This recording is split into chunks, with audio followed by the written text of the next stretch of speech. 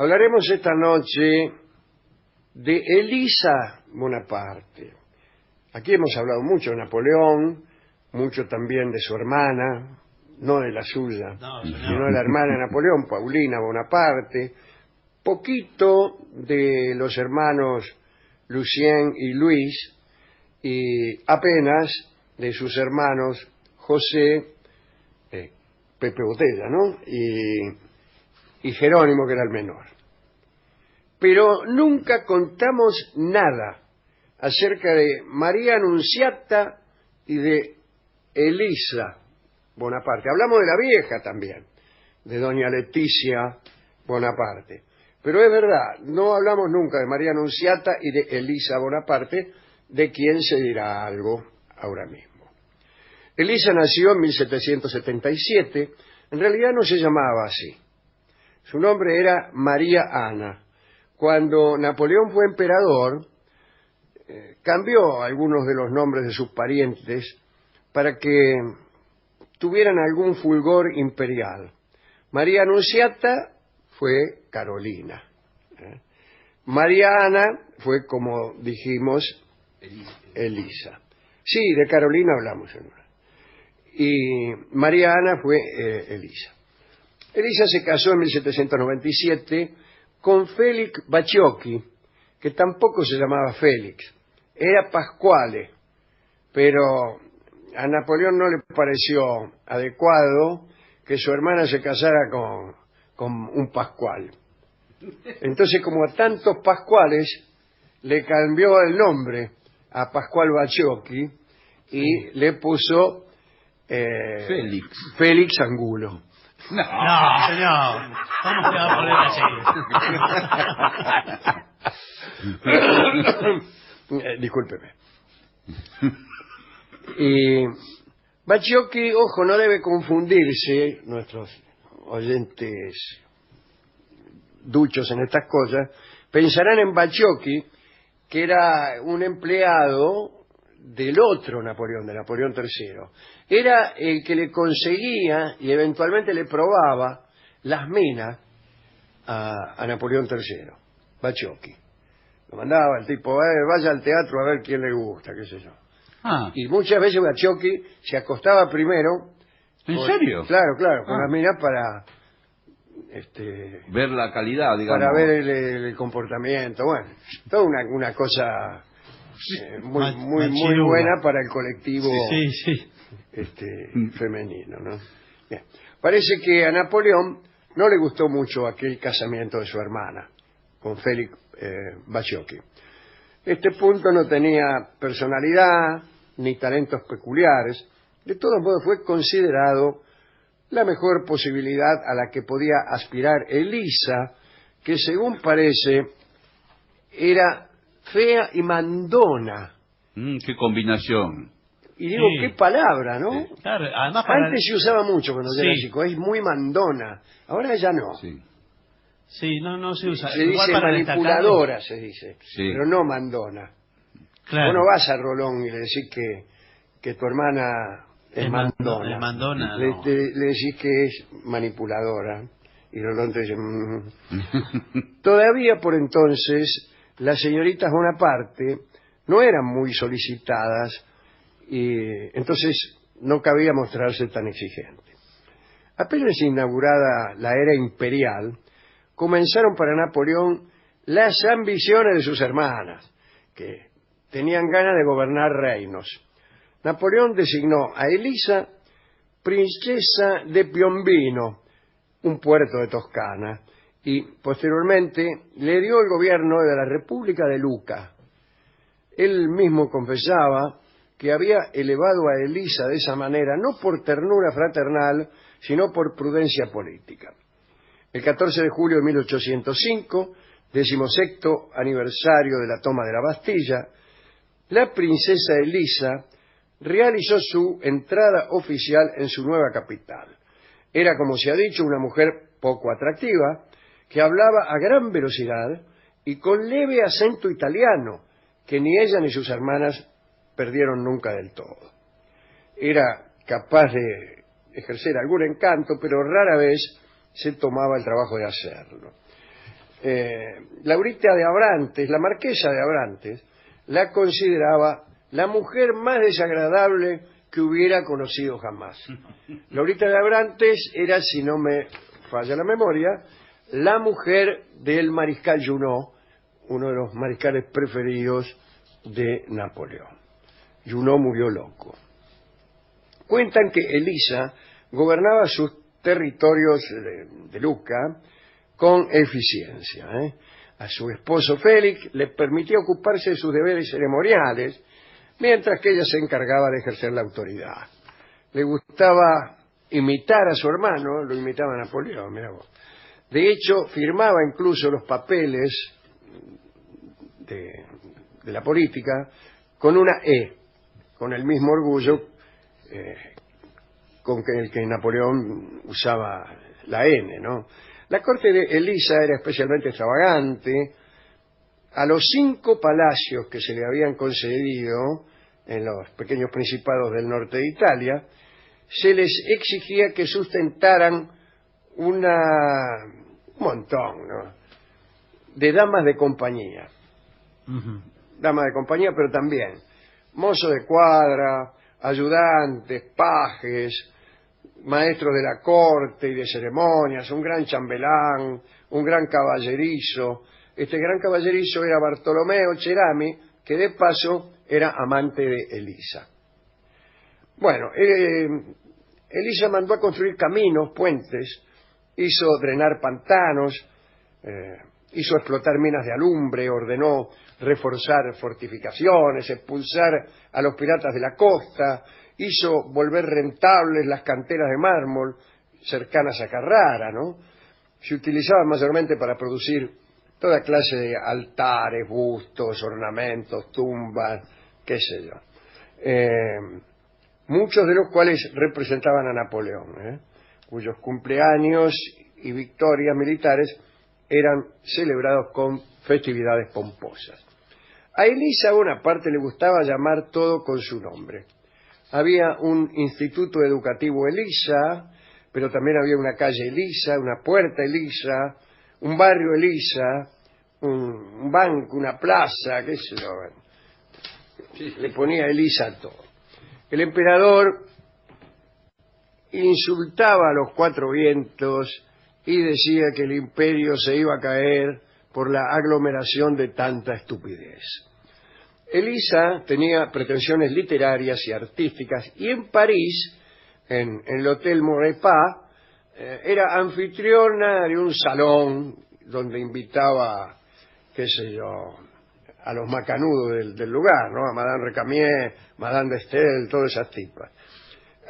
Y a las veladas que organizaba ahí en Lucca acudían hombres de letras, en general mayores que ella, incluido Chateaubriand, y ella los escuchaba como leían sus textos, tendida en un diván, mientras un ñato la abanicaba. Esa es la costumbre que tenía. Le gustaba también el teatro, le gustaban las obras de Voltaire. Napoleón se horrorizaba porque la veía actuar mal con calzas de seda, casi desnuda, en un escenario de saltimbanquis. Eso decía Napoleón. Además, por insistencia del marido, de Bacciochi, que tocaba el violín, ¿no? Y la corte se transformó en un gran centro musical que empleó a muchos integrantes de la familia Puccini como maestros de capilla. Como organista había un niato llamado Giovanni Paisiello, muy admirado por Napoleón. Paisiello era un buen autor de óperas y le dedicó a Elisa una de ellas que se llamaba Proserpina. Spontini también le dedicó una ópera, La Vestale se llamaba esta ópera. Y otro que anduvo ahí en el foro musical de Elisa fue nada menos que Niccolò Paganini, que llegó hasta allí después de peripecias no muy agradables, ¿no? Por esos tiempos Paganini había caído en un vicio que casi le cuesta la carrera: el juego. ¿Ah, sí? Sí, se pasaba escolaseando. Un día, luego de una partida de dados, debió entregar el reloj, la camisa de concierto que llevaba y su violín. No. Por eso le llamaban Paganini. Claro, sí. No, señor. Claro, pero imagino que, claro, el violín. El violín. Se quedó sin un guita y para sobrevivir se transformó en ladrón de fruta y pescado en la feria de Parma. Un día, tocando en la casa de una familia noble, una mujer bastante mayor que él se le arrojó encima y le ofreció sin recato alguno toda su humanidad. Paganini quedó tan impresionado que se fue a vivir al castillo de esta dama. Sucede que ante tanta pasión, Paganini dejó de tocar el violín durante casi 4 años y la mujer se aburrió y lo echó. Otra vez en la calle, Paganini empezó con sus viajes y en 1805 se trasladó a Lucca y fue convocado por Elisa y por su marido, y allí pasó 3 años como primer violín de la orquesta de la corte. No fue una buena decisión, digo la del marido, la de Félix, de invitar a Paganini, porque Paganini sedujo a Elisa y la homenajeó después de cada concierto, que justo en el momento en que ella quedaba, según la crónica, completamente dócil a los deseos del músico. Mirá vos. Acá hay algunos datos acerca de las habilidades de Paganini, que ya conocemos bien. Cuando Toscana y Parma fueron incorporadas al Imperio francés en 1808, Elisa tuvo la esperanza de que le entregaran esos territorios. Digo ya, a Paganini lo dejamos atrás. Y su sueño se cumplió. En mayo de 1809, Elisa fue designada duquesa de Toscana y para alivio de los habitantes de Lucca debió trasladarse a Florencia. Y en Florencia estuvo viviendo en el Palacio Pitti. Mirá vos, ¿no? Sí. Gillespie conoce bien. Sí. Cuentan que no le gustó la bienvenida que le dieron y le dijo a su amigo Fouché que no había guardia de honor para recibirla, sino unos pocos cortesanos mal vestidos, tan mal vestidos que los despidió, parece, enseguida. En el baile que se celebró esa noche, a excepción del personal de la casa, el resto de los asistentes eran prostitutas y plebeyos que nadie conocía. El baile devino en una orgía conmovedora que emocionó a Elisa, quien según la crónica participó tibiamente, encontrándose más con la risa que con el placer. No está mal, ¿eh? Sí. No está mal.